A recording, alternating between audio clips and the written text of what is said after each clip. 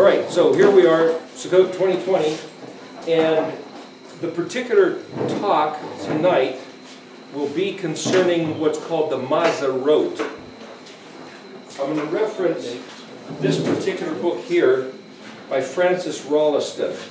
This particular publication is Kessinger's Publishing Rare Reprints, hard to find books.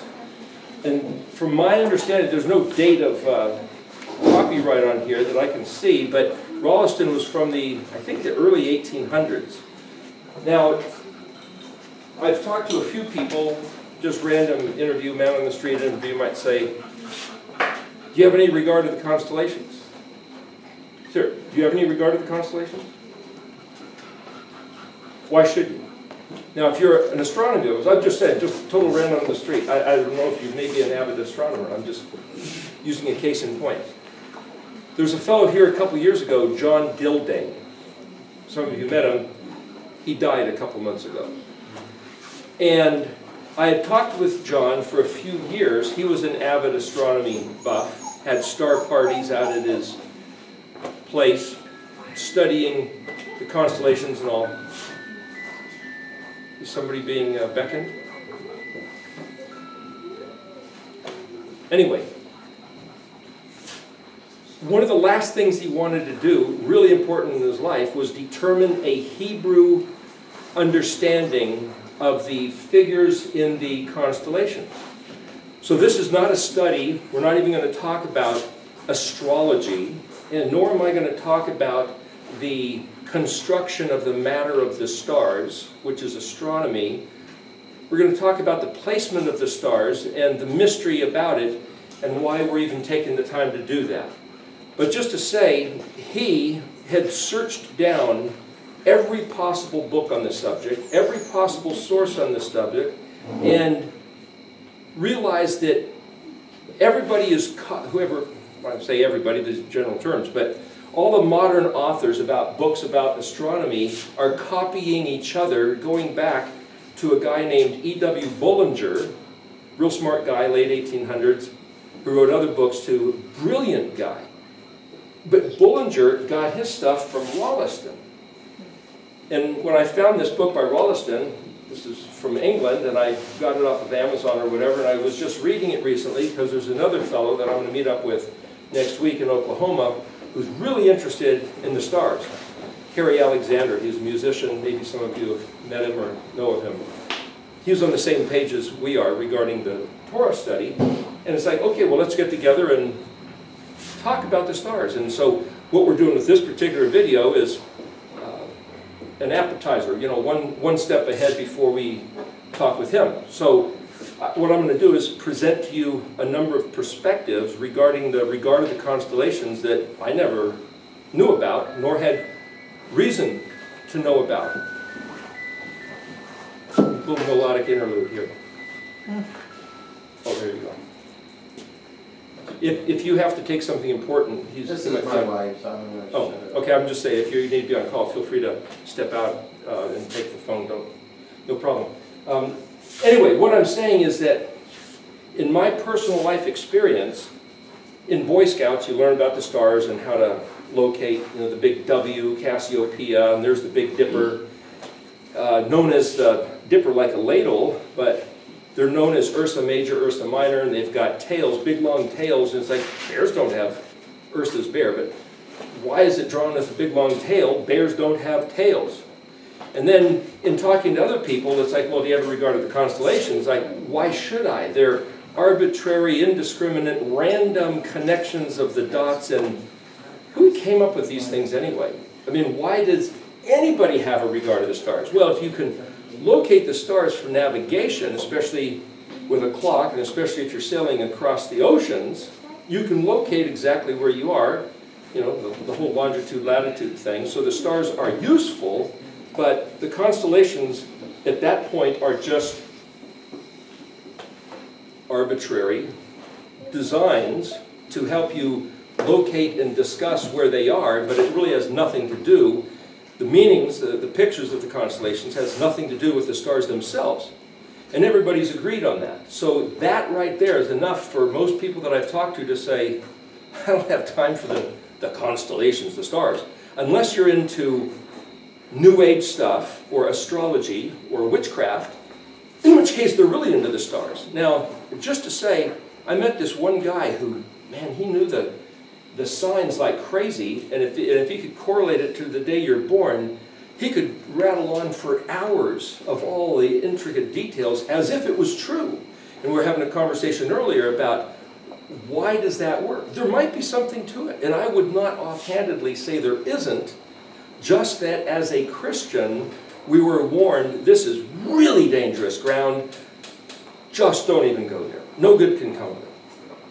Now, if you just want to play it safe, no good can come of it. Have you ever seen pictures on the internet of guys free climbing up the side of El Capitan or something? It's like one slip and these guys riding these mountain bikes down these little trails, and it's like, well, there's a thrill of doing it, but it's really dangerous. But should you not do it? And it's like, well, you might have to go visit him, after you make one little ER doctor. But what I'm saying is that why should we even look at the constellations? We might end up having to go to the priest, the rabbi, the ER doctor, and get our conscience cleared to get back on track. Because this really is dangerous stuff, just so you know, as a disclaimer. But now we're going to look at it.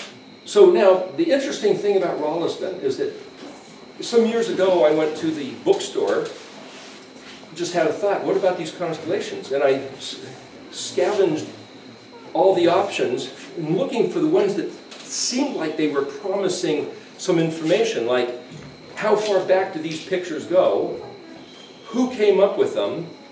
Is there variations across the world in either different cultures, different eras, or different countries regarding these things? And I could never find the source. And this book by Rolleston, in fact, just for people, if you're interested, I'll give you the ISBN number. It's 07661-76738.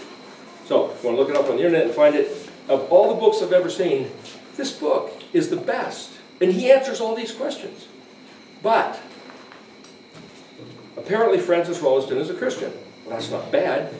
But he also knows Hebrew. And there's all these Hebrew references in here, and telling you chapter and verse where every single thing that he says is qualified and proved if you want to make that connection. Now I say that because it's not a proof, it's evidence that he's right, but he's coming from a Christian perspective. One thing I noticed a long time ago when I started studying this Paleo-Hebrew, because we're going to pull this into the Paleo-Hebrew, just so you know, is that if you put on Christian spectacles and you read the Bible, it all looks Christian. If you put on Jewish glasses and read, it all looks Jewish. Or if you put on anything else, if you're looking for stories, if you're looking for history, if you're looking, that's what you're going to see. So if I was to point out to you, hey, look, there's all this proof of this paleo thing, this reconnection of the house of Israel, the reconfederation, Ezekiel 37, I can point out and go, oh, gee, I never saw that before. I could have read this 1,000,000 times, 100 times. Why did I never see this? So what I found in the scriptures is that you're going to find what you're looking for, because it's a mysterious book, but that's the way it works. And even if it's an English translation or the Hebrew literal, you'll see what you're looking for. And if you don't know what you're looking for, you'll find some stuff. But when somebody says, hey, look at that, especially if you pray, like that's why we had Frank say, please give us insight as what this, and may I not lead anybody astray, and may we see pure truth and all that, then well, hopefully that's what we'll find. And for all intents and purposes, just reading through this book by Rolleston, he seems like an honorable man. He seems like a man of virtue and truth, trustworthy, and a good steward of his brain capacity to apply it to this difficult, complex, and age-old study. Now, when I say that, it's going to jump into saying, how far back do these various signs of the constellations go? And I'm not going to give you an actual book report saying, here, let me give you a condensed version of this. You can get the book, read for yourself, we can talk later. But so for these 2 hours of this video talk here that we're going to do, I'm going to try to tie some things together that he doesn't tie together. Because he doesn't have Torah, Paleo-Hebrew glasses on, reading about the constellations. But I can suppose that he's accurate regarding history. 1800s, he probably went to some libraries, and he probably had access to books that I've never seen, I don't know about. He seems to know Greek and Latin and Hebrew, and he seems to be really agile with the Hebrew, but yet his translations of some Hebrew words are different than mine. Does that mean I'm right and his wrong, or vice versa? I don't know. You see what you're looking for. So, I'm leaving this up here because this is what we talked about last time, which is to say the typical way of reading Hebrew that all the Jews, all the Hebrew speakers, people that are Christians that study Hebrew, as we said before, and for those of you who don't know, I'll go through it real quick, just for a refresher. The word aleph means ox, or bull. Well, is it bull or ox? I always hear ox, but he said it's bull. Well, the word, I think it's Shinai and Resh, and also you could use the word for Taurus, which is also bull, but it's not aleph. It's written with a tav, or it's written with a sheen. So there's sometimes different words, just like ox, O-X, or B-U-L-L, or Peresh is also the word for bull. But so what I'm saying is that, so in his words that he uses here, here's the Hebrew root, he may not be totally accurate or totally full. He's just giving you a word. And if you don't know any different, you'll take what he says and say, well, that must be it. And it's like, there's more to the story. It's not necessarily, I mean, it's true. It's maybe what he sees, and he can maybe make the connections, but that's not the whole story, especially if what I'm looking at uses this Mishkan pattern of the, had before written up there, the Ayin Dal and Ayin Tav. And I mention that is because that's like this binocular view, the two eyeballs. Remember Daniel 12:4. Ayin Dalet, Ayin Tav.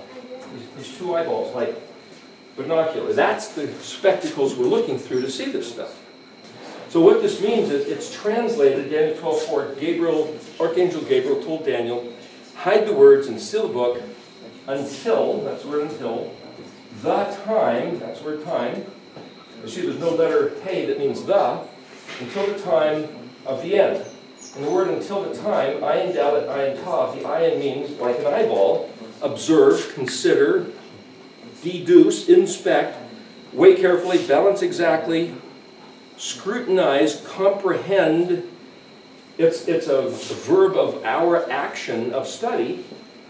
Well, that's a door, just simply a door. So study and scrutinize and determine what door. And this is an ayin, again, study, understand. Tav, the last letter, is a marker, a sign. Well, the dalet is the fourth letter. And part of this study is that each letter means something, but also the place, the ordinal sequence, the chronological order, boom, boom, boom. The fact that it's number 4 and the fact that the tav is number 22 makes a difference. So this is not a random order of arbitrary symbols that conform, make up the alphabet. But the world's preeminent scholars of the origins of the Semitic alphabet claim that it is. They say that it's an arbitrary collection of random symbols, of random concepts that somebody, cavemen or somebody way back when, that nobody knows who, to this day nobody knows who came up with the Hebrew alphabet, who determined those symbols, or that order, or why, or what they mean, or what good are they. So this whole talk that we've been doing is my hypothesis of the answer to all those things, as we've discussed the last few days.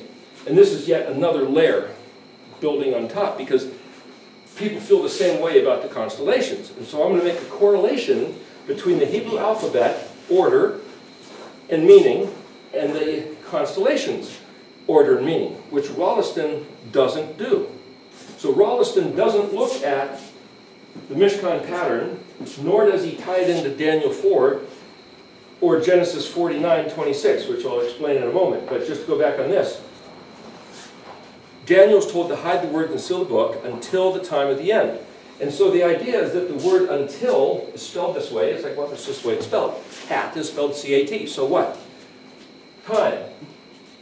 But you say, well, until what time? Part of the study is to dismantle, reverse engineer the spelling of the words and read that as if it was answering the question for itself. So until the time that we understand the door connected or correlated or harnessed to understanding the signs, the marks, the symbols, which are the letters of the alphabet. So correlate what door? Well, Yeshua, the Messiah, Mashiach, 2,000 years ago, claimed to be the door. Now he coupled that with, nobody enters the house of my Father except through me. Now, if you don't believe that, end of story. But if you do believe that, you say, well, what does that even mean? So if he says, I'm the door, nobody enters the Father's house except through me, it's like, oh, when you die, and you got the big pearly gates, and St. Peter standing out in front, and you knock on the door, and he says, who's there? And you say, it's me. And you say, well, who are you? I claim the blood of Jesus. Oh, okay, open the door, and you get to come in. Well, that might be one picture. The Father's house, heaven, you know, the guard at the gate, you have to say the right words, I believe in Jesus. But is that what he means?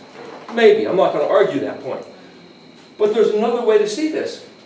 If Yeshua claims to be the door, and the door is the fourth letter of the Hebrew alphabet, and if you can read the alphabet in a sequence as a message, a communication, like if all of a sudden an asteroid we see streak through the sky, we hit, and it's like, wow, it was right behind that tree. And so we run over there, and here's this glowing thing, and it cracks open, and there's something written with a message. You go, where did this come from? Is it space junk? Did it come from some planet? And what if it had the Hebrew alphabet? And what if it was not from Earth origin? Well, that's exactly what this is. It's not from Earth origin. And the reason I can say that is because it has this Mishkan pattern, Het Tet Yod Kaf Lamed Mem Nun Samek Ayin Pei Zadi. Without going into it, that's the other tape, the other studies. But that's Yahweh's personal signature. That's his, as it were, Nam Yahweh, his DNA, this Mishkan pattern, because he says these are his, the word, remember, is Moedi, Mem, Vav, Ayin, Dalet, Yod. And there's that same Ayin Dalet as here, but it's not translated until this is the word for festival, or appointed time, or season. The reason we're here at Sukkot, or the reason we keep Shabbat, is because in Leviticus 23, he says, the Shabbat and the Moedim, the festivals, including this Sukkot, is his Moedi. And the word Edi means choice, best, treasure, ornamentation, adornment, jewelry. He bejeweled himself with these things, and it's also the word for testimony and witness. He designed the Sabbath day in Genesis 1, resting on that seventh day, stopping from his work, and the 7 festivals as a testimony bearing witness of his personal identity and, you might call it, his program. And he established the festivals, the Moedim, as the culture of the kingdom. His kingdom, the kingdom of heaven, the kingdom of Yahuwah, so that those who would be participant or citizens or betrothed to him, however you want to look at that, they have a culture to sustain through generation to generation, which is the keeping of the weekly Sabbath day on the 7th day, not the first. That was changed by the Catholics, so that's a different recognition, a different God, a different culture. And instead of Christmas and Easter, he gave us these spring feasts and fall feasts. Keyed to the equinox, whereas the Christmas is on the solstice, well, the Easter is still right around the equinox. But what I'm saying is that things were changed. A different culture, a different kingdom, a different God, different consciousness. So he gave us these Moedim to sustain a certain consciousness within the people who were be citizens or participants in that ideology. Okay, so until the time that we are either choose to return or allowed to return back to what the original thing is supposed to be, Daniel was told to hide the words and seal the book. And I have proposed that what Daniel did was change the existing Paleo-Hebrew font of letters, which was something like this. They weren't necessarily that exact shape. They might have been, but not necessarily. The archaeological evidence is a different matter. But what I'm saying is that Daniel did, apparently, everybody, or most people are agreed that it was Daniel, it could have been Daniel, that changed them into this, in the green letters, what's called the modern Hebrew square script or Chaldean flame letter font. And by doing so, he hid the meanings of the letters because they're no longer pictographic. They're like flames which dance around and look kind of whatever. No meaning, which the modern scholars agree is what happened to the letters. Then those Greek letters, I mean these modern Hebrew letters don't look like English letters or Greek letters. But the ancient Greek alphabet was exactly this. Hebrew reading from right to left. The ancient Greeks flipped it and started reading left to right. And so the letters of the ancient Greek were exactly backwards, and then the Greek became Latin and English, which is why this letter He in English is the letter E. It's the same thing. Instead of the aleph being that way, the alpha is drawn as that, and so forth for everything else. That's another part of the story, but I'm just trying to give you a background history as what's going on here. So for us to go back and say, well, why now are we looking at this alphabet? Another part of the story was in Leviticus 26, Yahweh said 4 times, Dalet, 4, door, that if Israel, the Israelites, didn't like what he said, didn't regard what he said, wouldn't listen to what he said, rejected what he said, resisted what he said, or had a casual whatever disregard, he would multiply the curse that they brought upon themselves by 7. 7 times or 7 ways. The curse for rejecting Yahweh's message that he gave through this language would be amped up by 7 as a curse. And then 1,000 years later, in Ezekiel chapter 4, he tells Ezekiel, okay, the house of Israel, 2 houses at that point, northern kingdom, southern kingdom, had brought the curse upon themselves. It was imminent. Lay on his one side and pointed this picture of the siege of Jerusalem. 40 days, a day for a year would be the curse imposed upon the southern kingdom. On his other side, lay on his side 390 days, a day for a year. 390 years would be the curse imposed on the northern kingdom. And then they could come back. In 2004, somebody brought to my attention that if you look at Leviticus 26, if you don't return, if you keep the bad attitude, he'll multiply it by 7. And here you have, for the northern kingdom, 390 years, and they didn't come back because they're still called the last 10 tribes even to today. Multiply that, 390 by 7 is 2,730. The northern kingdom was conquered by Assyria in 721 BC. At 2,730, it brings you up to the year 2010. There's no year 0, so not 2009, it's 2010. So as of 2010, this curse, hide the words and seal the book until the time of the end, you could read it as the end of that curse. In the entire history of the world, every people group across the face of the earth has been under this darkness, this imprisonment of not being able to see any of the stuff that we're talking about as far as I can tell. Now somebody else may have a different interpretation of what that was all about, but this is what I think it's all about. So Daniel was told to change the letters from this script into this script so the meanings of the letters could not be rendered. They couldn't be interpreted, lost, gone forever. And as of 2010, here they are coming back so that we can look back through the original letter shapes and be able to see something written in the text that nobody's been able to regard ever before. Now that brings us up to speed on basically why we're talking about the Paleo-Hebrew. What about the constellations? Same type of thing. Absolute disregard, and if anything, step back. It'll poison you. It's toxic. It'll suck you into hell, into some sort of dark occult sorcery, which Yahweh said he hates, and anybody who does that ain't getting into heaven. That's what he says in the book of Revelation. You get into witchcraft and sorcery, you're not going to get in heaven. Furthermore, the Israelites are on record in the scripture of burning incense to the stars, the powers of the heavens. It's astrology. Don't even talk about them. That's not what he said. Don't consider them gods. Don't burn incense to them. Don't deify them. Well, if we go to John 1:1, where it says, in the beginning was the Word, and the Word was with, English words, the Word was with God, and the Word was God, and then jump ahead a few verses. Everything that was made through this Word. So I got the Word like a lens, and Elohim projecting his will, his intent for the design and the construction of the universe. He pushes it, as it were, through this lens of this word, and out comes the universe, and then the word itself pushes itself through itself and becomes the epitome of creation, the human that we call Yeshua, the Jesus guy of 2,000 years ago. Just so you know, if I use, I retain the use of the Hebrew Yahuwah, Elohim, Ehyeh, Yeshua for the sacred regard, and for the casual regard or the other person's definition, then I'll use what they say, which would be Jesus, Lord God, that type of thing. Just so you know what I'm doing. I'm not trying to be sacrilegious, and I'm not trying to be demeaning. I'm trying to be appropriate for other people's consciousness. But what I'm saying is that, what word was that? Oh, that was Jesus. No, no.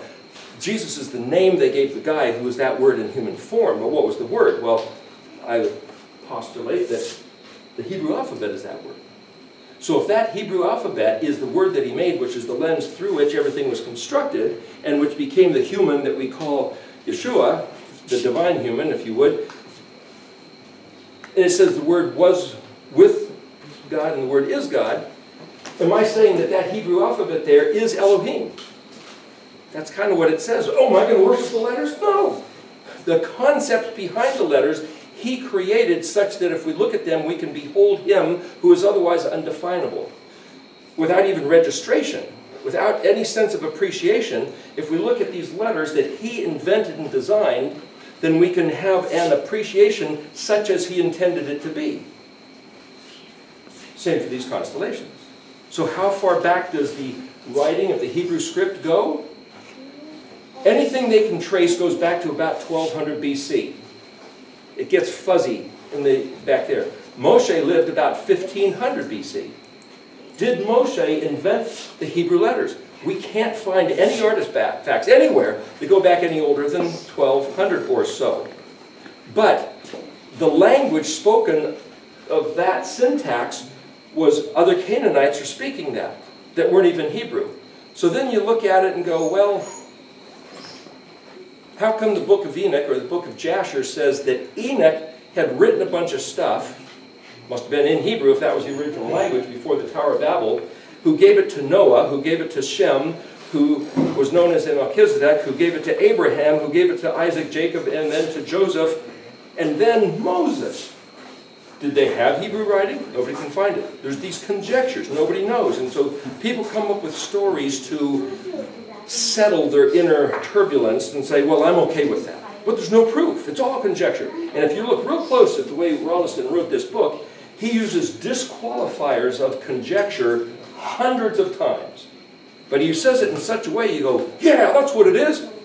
But if you were going to argue the case in court, you said, oh no, he disqualified it by it seems obvious, or it's apparent, or perhaps, or let's take this into consideration. It's like, oh well, it's all guesswork. Nobody's got this nailed down, just so you know. No, neither am I trying to prove this nailed down, but I believe this is nailed down, and at least, as I was trying to show you the other day with that word bush, which is hisne, which is hey, Samic, noon, hey, is that in that word, which is simply, this is the word da as a prefix, this is the word bush, B-U-S-H, the burning bush. But the letters themselves, a Samic is a structural engineered like a skeleton, like a tree shape, and the noon is this spark of consciousness or spark of life, which is a meaning, and hey means to express. So the, which is to say from on high, that which was imputed as to be comprehended within this word bush, we can see that there's a orthographic structure and a meaning of the letters which express the meaning as was intended. And it's like, wait a minute, so just in analyzing the word spelled bush, it's a clue or a formula for the design of the meaning and purpose of every letter. And it was a few chapters after that that Moshe wrote all the words of Yahweh, and before that the word ketub or writing is never mentioned, and so perhaps Moshe formed the Hebrew alphabet. But scholars will say, no, it came from Enoch, it was from before the flood. But nobody knows and they can't prove it. It's all conjecture. It's all conjecture until you get to Moshe where it says he wrote all the words of Yahweh. Now, people say, well, Moshe was writing in hieroglyphics. you can't write the words of Yahweh in hieroglyphics, because only in the Hebrew alphabet do these letters correspond to the Moedim, which are his witness and testimony of his identity and agenda. It's kind of circular reasoning, but what I'm saying is the Hebrew, which became Greek, Latin, English, and all the other languages of the Semitic language group, and even the Oriental languages find their structure back to the Tower of Babel, 2500 BC.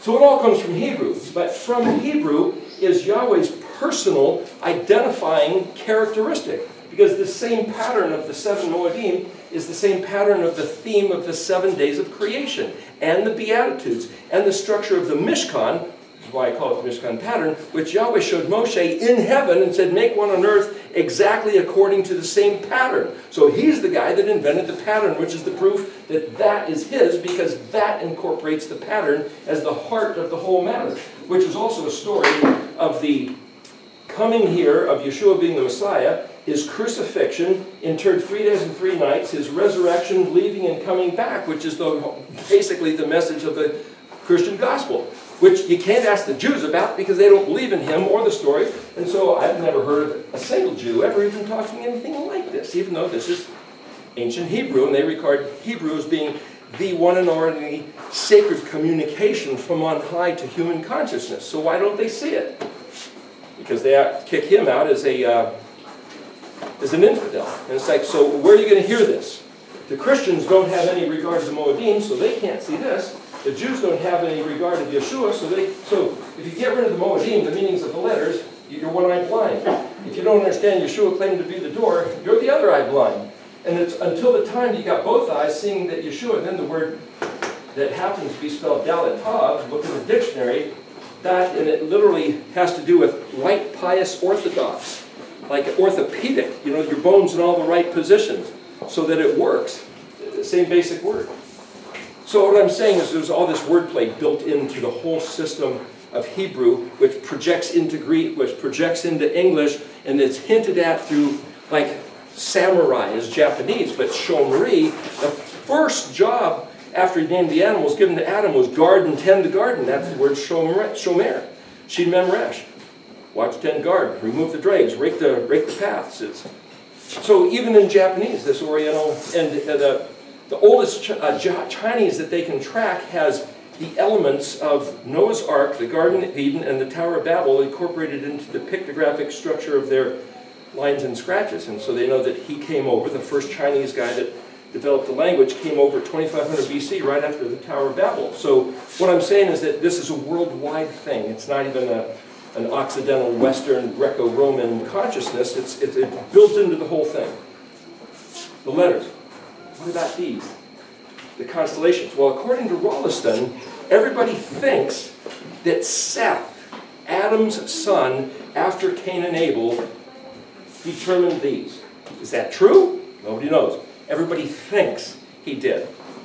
And or, perhaps in collaboration, Enoch. Because the book of Enoch talks about the watchers, the angels, giving information regarding the stars and the calendar. The sun, the moon, the houses of the moon, and the way the months and everything work out in a certain balanced system. Is that true? Nobody knows. Well, is the book of Enoch valid? Certain people say, yes, well, absolutely. But there's apparently 4 different books of Enoch.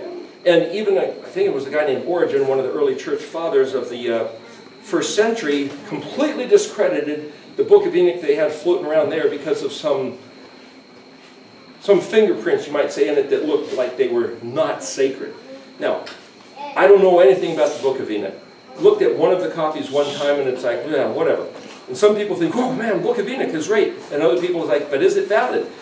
Enoch lived before the flood. He didn't come on Noah's Ark, and so therefore it was what they call antediluvian, or before the deluge, before the flood. Did Enoch have writing? Did he have Paleo-Hebrew writing? Nobody knows. It's all conjecture. Did he write the book of Enoch? Nobody knows. Did somebody pen it after the fact and say, oh, there's a book of Enoch, just to give it credibility? Nobody knows. So, did Seth or Enoch or even Shem come up with this stuff? Nobody knows. But every country in the world Wollaston's work going all the way back to Babylon, Egypt, Persia, India, and China all have the exact same pictures in the exact same order. No question. They're all in agreement. However, there's a little discrepancy as to what the point is. Sagittarius, for example, is a guy on the back of a horse with a bow and arrow. And sometimes you'll see him drawn as a, what is that word do they call him, where you're half human and half horse? Centaur. A monitor? Centaur. Centaur, there you go. Was it a centaur or was it a human riding a horse? Nobody knows, nobody cares. Because once the picture was drawn, whoever had the original intent, like with the letters, nobody knows and nobody cares, but I'm projecting it back to being locked into the Moedim, which I haven't heard anybody else do, so that's a different reckoning of why those letters are in that order. And just to jump on that track real quick for again, the order of the letters is very specific, very intentional, and those pictures are exactly because they're keyed to the Moedim. They're not arbitrary, random assortment. That's a big distinction in anything you'll ever hear if you read normal books.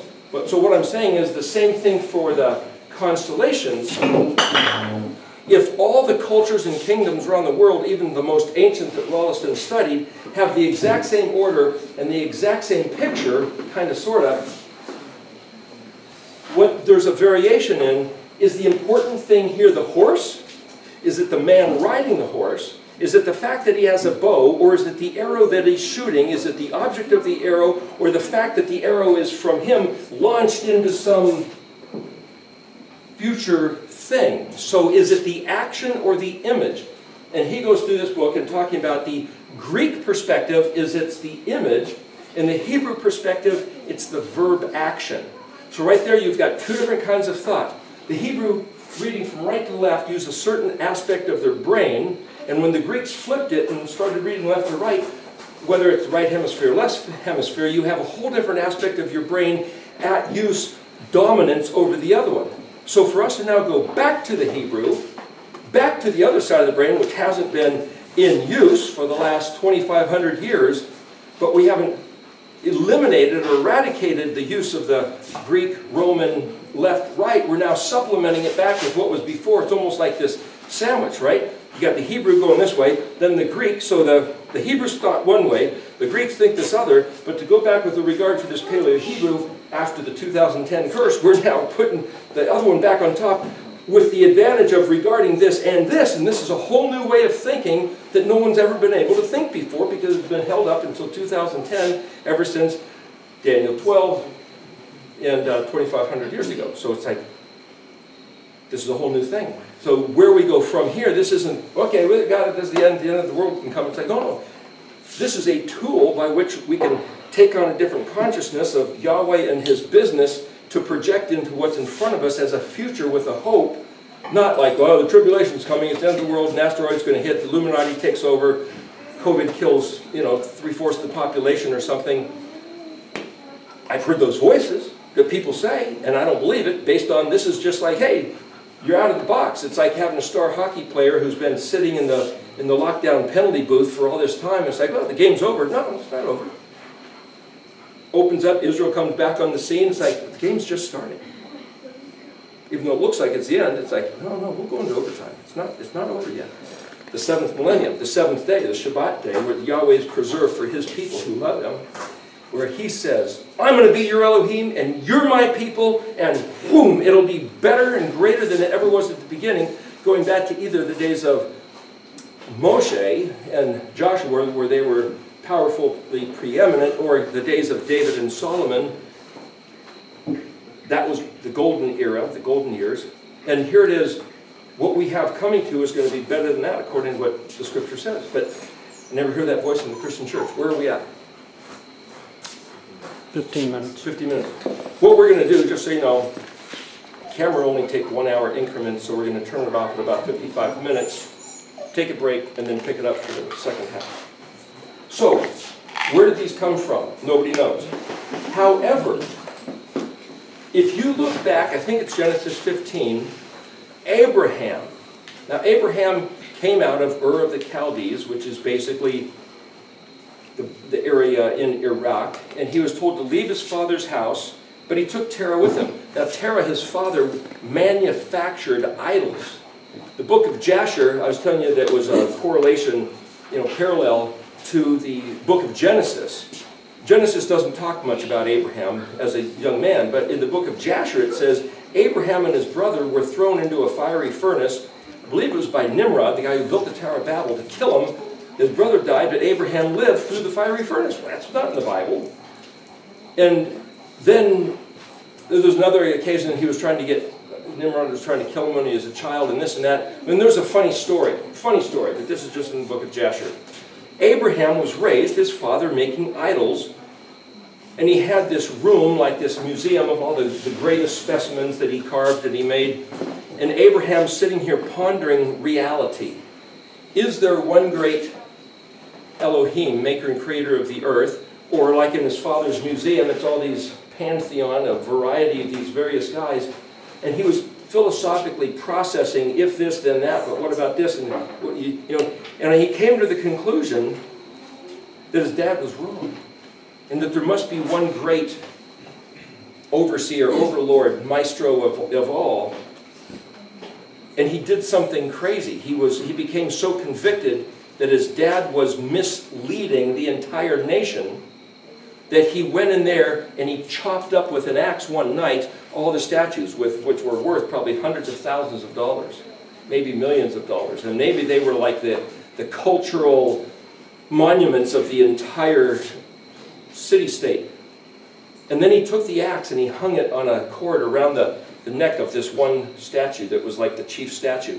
And people came in the next morning to worship, and it's like, what happened? And somebody said, it was Abraham. He did it. I know he did it. And they came to roust Abraham, and he says, I had nothing to do with it. Hey, look, the axe is hanging around the neck of that big guy. He must have done it. And his dad said, shut up. He can't do anything. Who are you trying to kid? And he's like, whoa. What do you mean he can't do anything? If he can't do anything because he's merely a statue, then why the hell are you worshiping him? It was this cognitive dissonance. Anyway, he got ejected. Terah came with him. He ended up being the first Hebrew, right? But his grandfather's name was Eber. That's where you get the word Hebrew.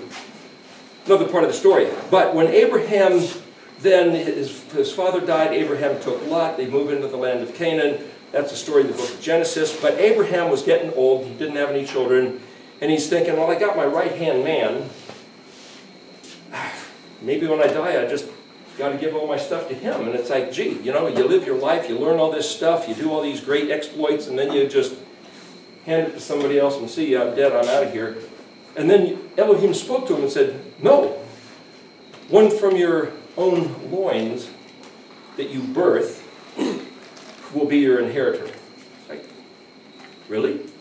Now how did that come to him? Did he hear a voice? Moshe at least was talking to the burning bush, and something called to him and spoke to him through the bush. I'm suggesting what spoke to him through the bush had something to do with the design of the alphabet. But how did Abraham hear this voice? We're not told. Was it a dream? Was it a vision? Was it some kind of apparition? Was it just a hunch burning in the bosom? We're not told. But somehow Abraham was going, wow, really? And then it says in the scripture that Elohim told Abraham, step outside. Look at the night sky. He said, Sephir the stars. Well, that word Sephir is translated count, number. Count the stars. And then in parentheses it says, if you're able. Which is to say, they can count the stars. They can see more than we can. They're out there. There's no light pollution, but no haze that we have with the chemicals and all. But even still, you can't count the stars. I mean, we have telescopes now that will go into what looks like a black void of nothingness, and if it zooms in, they'll find more stars there than on all the other stars that are visible. I mean, there's an uncountable number. But Yahweh said, so will your children be. And then it says, so Abraham believed, and it was reckoned to him for righteousness. Now, the Christian church, especially if you look in the book of Hebrews, takes that sentence, Abraham believed, and it was reckoned to him for righteousness, or as righteousness. Abraham was told to do something. Step outside and sephir the stars. Well, I mean, count the stars. You can't count them. But you can sephir, because it depends on how you define the word sephir. If you look at the dictionary, the word sephir means to barber, to cut hair. How do you cut the hair of the stars? interesting enough, the word for comet in Hebrew means long-haired star. So it's like, oh, you're supposed to trim the hair of the comet? I mean, the point, anyway, is that, maybe it's Greek. Anyway, the word comet is long-haired stars. It's also where you get the word for hair is comic or comical. And anyway, the idea that you take something that's wild and unmanageable and you give it a shape. So it's also the word frontier. Well, how do you establish a frontier? You build forts, and the imaginary line between the forts is your frontier. How do you erect a fence post, a fence line at the border of your property? Here's a post, here's a post, here's a post, string barbed wire. So how do you design constellations? There's a dot, there's a dot, there's a dot, and put imaginary lines between them, and you're sepharing the stars. So Abraham was told to go out and sepher the stars. Design constellations. Now, if Enoch or Seth were the ones responsible for designing the constellations, then what is it Abraham was told to do? So this is where the problem in translation is, because anybody reading English doesn't know that Sephir means design the constellations with lines connecting the dots. They just think it means count them and number them, which you can't do. So this becomes, here's where the critical part of the study is. Because Abraham was told count, but it also means narrate or tell a story. So if Enoch or Seth determined the pictures, there was no story. So Abraham either designed the constellations, or he looked at the constellations which had been named and labeled by Enoch or Seth, and connected the constellations into a story to sepher them. Either way, it's still the same picture as a constellation. And the constellations themselves, there are 12. These are the Latin names of the 12. And they are around the belt of the equinox, right? And then they move through the year, coming back around, where they come up on the horizon. You might say the spring equinox, first this one and then that one. And I'm not going to get into that, but that's just the astronomical astronomy consideration. How many minutes left here? Got 9. 9 minutes, okay. So, either way, Abraham was told to do something which hadn't been done before. Now, if you look back at the exact words used in the Hebrew, and it was attributed or reckoned to him for righteousness. Oh, Abraham can't do what he was told. He can't number the stars, count the stars, but he believed. Oh, and that belief was counted as righteousness. What does that got to do with counting the stars? Yahweh just wanted him to believe that he'd have a lot of children. That's the way it's taken, and the book of Hebrews says, oh yeah, that's where we're going down. So then the book of Hebrews also says, the same way that Abraham was told to do something that he can't, so we were given the Torah, which we can't, and so all we have to do is believe in Jesus, and that's our righteousness.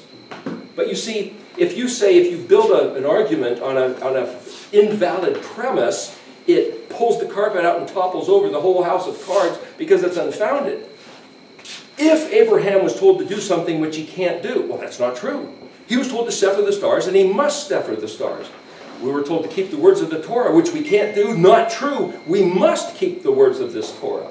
But the church says you don't have to. That means the church is wrong. That means we need to go back, like Daniel said, go back and reconsider what it means to keep the words of the Torah, one of which is camp out for at least don't work the first day and the last day, a week of Sukkot, which is what we're doing, and like tomorrow's Shabbat, don't work on the day of Shabbat. So we're going back to say, well, gee, we need to try to do what he said to do because he said to do it, and even though we're told you can't, it's impossible, that's the lie, not the fact that it's impossible. It's not impossible to do what he said. You do what he said. You just got to figure out what that means and then figure out how to do it. The point is, Abraham believed. The word belief is Amen. Aleph, Mem, Nun. Amen. A-M-N. If you put the letter Hey in front, similar to the word the bush, and if you put the letter Hey in the back end, is a suffix, prefix and suffix, it's either Amunah or Ha-Amen, or Ha-Amena. Well, if you look that up in the dictionary, it doesn't just mean believe. It means trustworthy, schooled, trained, educated, skilled, a craftsman, an artisan, someone that you can trust to do the job the way you entrusted them to do it. In other words, if someone's going to give you a job, like working in the hospital, you better know what you're doing. And so they're going to make sure you're schooled, you prove yourself, and then they're going to say, you have the responsibility to oversee this whole thing. And any changes you need to make, any policies, any tools and equipment, you do it, because when people start coming in the door, it's on you. That's what this word means. Whether you're a doctor, a carpenter, a gardener, a cook, to learn how to do it, practice and become skilled and agile mentally and physically so that you can do it, and the guy that entrusted you with the job says, I don't even have to think about it. So when Yahweh said, Abraham suffered the stars, and it says Abraham believed, Abraham had emunah, which means Yahweh said, I put this in good hands, and I know he's going to do the job right. So the Christian concept that Abraham did nothing but just believe is a complete distortion of the meaning of this word. Abraham was out there night after night, studying, scrutinizing, calculating, writing down, factoring everything in, and somehow either designing the pictures or tying the pictures together, because your children, your family destiny, the history of what's in front of you for all your offspring will be according to what you determine. That's another way to read that sentence. Which means if Abraham said, okay, I'm going to have a bunch of children, and then they're going to be really big and great in the days of David, and then they're going to go stupid and reject the instructions, become conquered by their enemy, and then the end of the world. That's a rotten story with a stupid, rotten ending. And if Yahweh says, you get to determine the storyline, why would Abraham end up with that? He'd be insane. If that was going to be the narrative, okay, you're going to learn that you're going to be given the grace of the most majestic Elohim to learn his ways, and your family will be powerful, and then they're going to go stupid, and they're going to fall into the curse, but then they're going to come back, and they're going to relearn his ways, and then they will rise to the surface and be the preeminent people across the face of the earth, and then the end will come, once everything is restored to the glory of Elohim. Well, that's a great story. Well, guess what? That's exactly what's written in the Torah that the Christian church never preaches. But the Jews still believe it, and they still hold on to it, but it didn't get through to the Christian church, because you have to understand the meanings of this letters, and this great revival is right in here. Pezadi means open mouth. The words flourish and resurrect, which is the restoration of the Hebrew language. We're in here. This is a picture of Yeshua, the grave opening up, him coming back to life, hanging around for 40 days, and floating up into the sky, and the angel said he's coming back. That's Pezadi Kuf Resh Shin, coming back El Shaddai in blazing glory. And it's like, well, if this is the prophetic record in the alphabet, wouldn't Abraham's reckoning of the stars be a parallel voice? But you can't see it when they're turned into Latin and Greek superheroes and idolatrous images that people use for witchcraft and astrology.